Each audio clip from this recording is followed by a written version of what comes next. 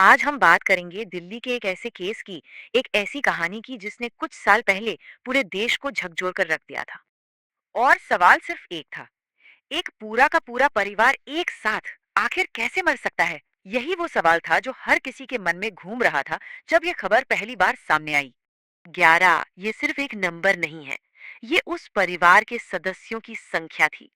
3 पीढ़ियां एक ही छत के नीचे, और सभी के सभी अपने ही घर में मृत पाए गए। तारीख थी 1 जुलाई 2018। जगह थी उत्तरी दिल्ली का बुराड़ी इलाका। उस दिन जो कुछ सामने आया वो आगे चलकर भारत के सबसे रहस्यमयी और परेशान करने वाले मामलों में से एक बनने वाला था। तो चलिए, कहानी की शुरुआत वहीं से करते हैं जहां से पुलिस ने की थी, यानी कि उस घर के अंदर से।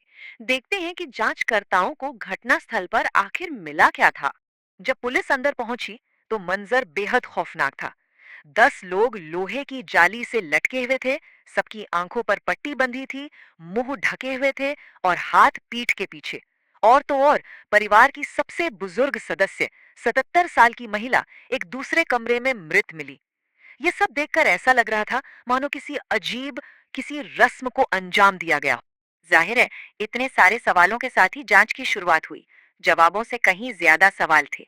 शुरुआत में तो पुलिस ने इसे हत्या का मामला मानकर ही केस दर्ज किया, लेकिन यहाँ एक बड़ी मुश्किल थी।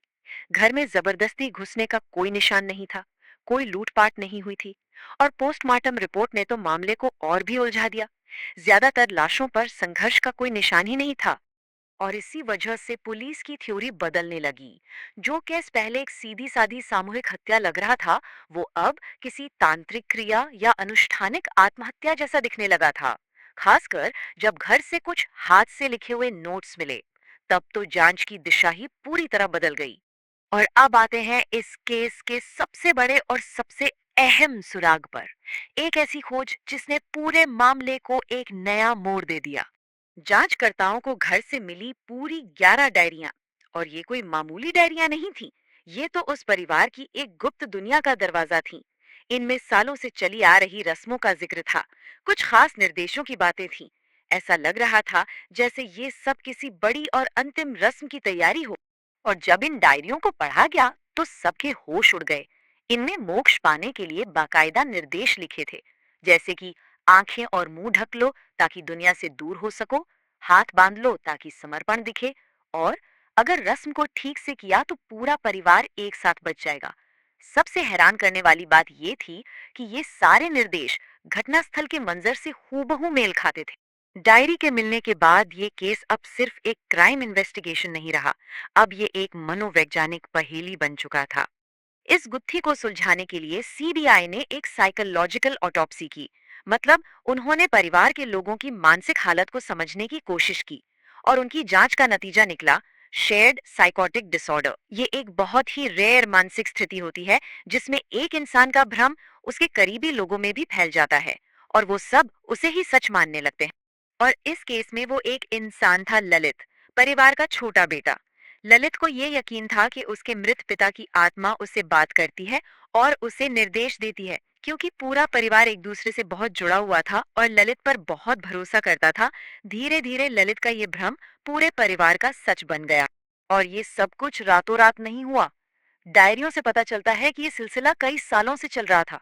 छोटी छोटी रस्में और विश्वास धीरे धीरे परिवार की सोच पर हावी होते गए, और आखिरकार डायरियों में उस अंतिम, सबसे बड़ी रस्म के लिए निर्देश लिखे जाने लगे।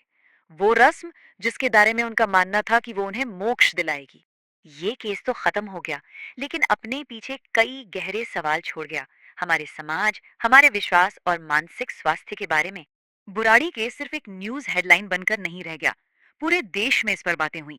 इस पर हाउस ऑफ सीक्रेट्स जैसी डॉक्यूमेंट्रीज बनी, और सबसे जरूरी, इसने मानसिक स्वास्थ्य और शेयर्ड डिल्यूजन यानी साझा भ्रम जैसे मुश्किल विषयों पर एक बड़ी बहस छेड़ दी। ये केस आज भी साइकोलॉजी और सोशियोलॉजी के स्टूडेंट्स के लिए एक केस स्टडी बना हुआ। तो आखिर में निष्कर्ष यही निकला कि ये किसी बाहरी व्यक्ति द्वारा की गई हत्या नहीं थी। ये एक दुखद सामूहिक आत्महत्या थी, जो एक साझा विश्वास की वजह से हुई।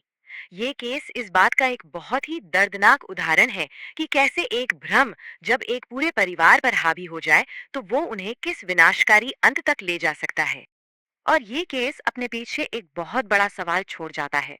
आस्था और भ्रम के बीच की वो बारीक सी रेखा आखिर कहाँ होती है? ये एक ऐसा सवाल है जिसके बारे में सोचने पर बुराड़ी का ये मामला हम सबको मजबूर कर देता है।